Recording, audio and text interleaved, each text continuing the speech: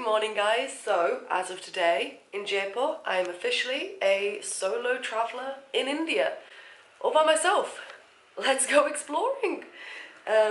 If you followed my Insta story, then you know how long it took to upload my video. It took around 12 hours. 12, 13, 14 hours to upload my video. I even compressed it to like 1/10 of its original size. Thank you, India, for your good Wi-Fi. I do appreciate it. But I was expecting this, so again, if you don't see a video up, you know it's not because I'm not trying. I'm so trying. Today I'm in Jaipur, so I'm only here today and then half of tomorrow, and then because yesterday I spent all day working because I really had to catch up on vlogs. So we're gonna go to Amer Fort. It's about 40 minutes away from where I am, so gonna jump in an Uber, go and explore there. And then I think we'll Uber back into the Pink City and go and explore around there for the rest of the day. And yeah, let's just see where the day takes us. Amer Fort looks insane. I cannot wait. You're going to see elephants. Just be warned. Because you need a warning for that now. So 40 minutes for me, just a transition for you, really, pretty much just like this.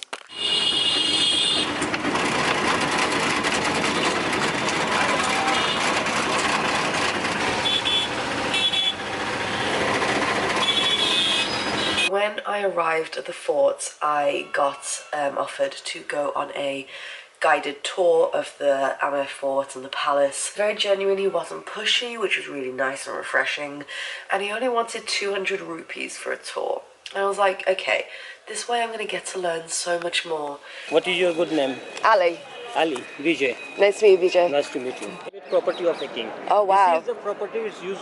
This is for under the government. So he still lives there? No, it's no. They live in city palace, but they use this part sometime for the parties or for some occasions. Wow. The people they go over there to be watched the biggest cannon in the world.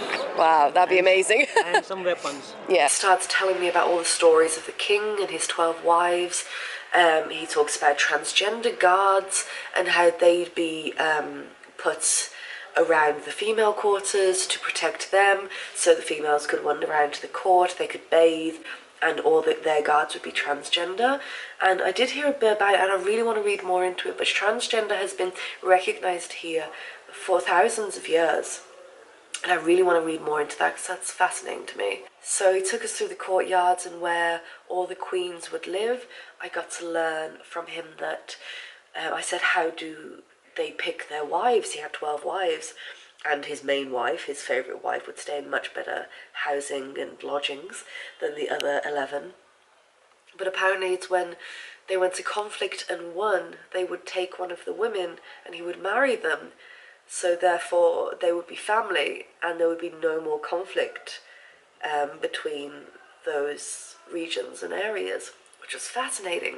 And also the woman gets to bring her best friends with her who get to live in the palace just underneath her chambers.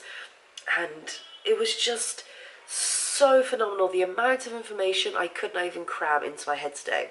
Anyway, so then it got all a bit deep. We started talking about like meditation, how he's been meditating for 12 years, and we got talking about Hinduism and reincarnation and karma, like not the fluffy stuff, like the actual stuff he believes, and how karma, if you have bad karma, because like I said in the other video that I learned, you have to go through like thousands of like cycles almost of reincarnation till you ever get to be a human. Then once you become a human, if you have bad karma, you have to do that cycle all over again. And it was just amazing. We were walking beyond the fort and there was goats everywhere, there was dogs everywhere, and we got these spectacular views. And guys, I couldn't even tell you what that part is called because we were so deep in conversation about Hinduism and things like that, and we were just having this real connection that I can't even remember what any of it was called. And we just sat and we chatted and we walked and I played with the dogs. And guys, this morning has been phenomenal. Do Amer Fort. You've got to do it if you come to Jaipur, even if that is the only thing you do, and try and get a guide when you get outside as well. I've just come back to the hostel and had some lunch. Realised it was, okay, it's ridiculous. I haven't eaten all day. I can't believe I've been out for like 6 hours.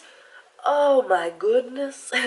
So the plan was to get back a bit earlier than this and head out into the Pink City and go and do some photography, but I'm going to give myself like another half an hour to just chill because I'm exhausted. I need to wash my face because I've been sweating so much. But I'm going to talk about being alone because I'm going to go out and wander for really the first proper time and wander out and about in the hustle and bustle. But I'm so excited. We passed through it before we got to the fort and it just looks so cool. Oh my god, I feel like I'm in real India now, if that makes... Not to disrespect anyone from Delhi or anything, but like, it's just... Oh, there's so much character here. When I was in like the auto, so much character. This feels like I'm in the heart of like India and I fucking love it. Oh, okay, adventures to come, but I'm gonna lie down for half an hour. Okay, let's go.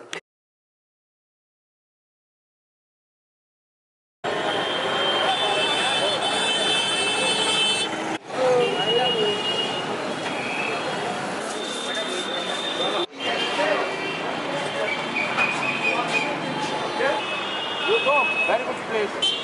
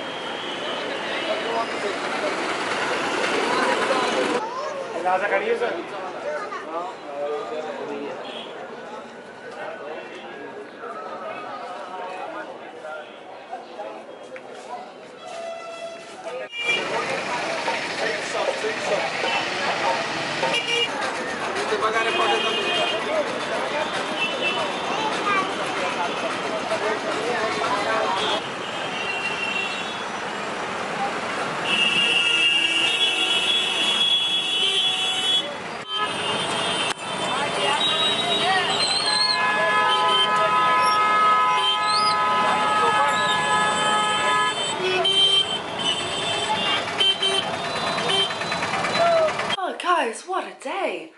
Oh, my throat is so dry. Oh my goodness. One moment. Wow, the pink city is really cool. Oh, I've definitely caught the sun today.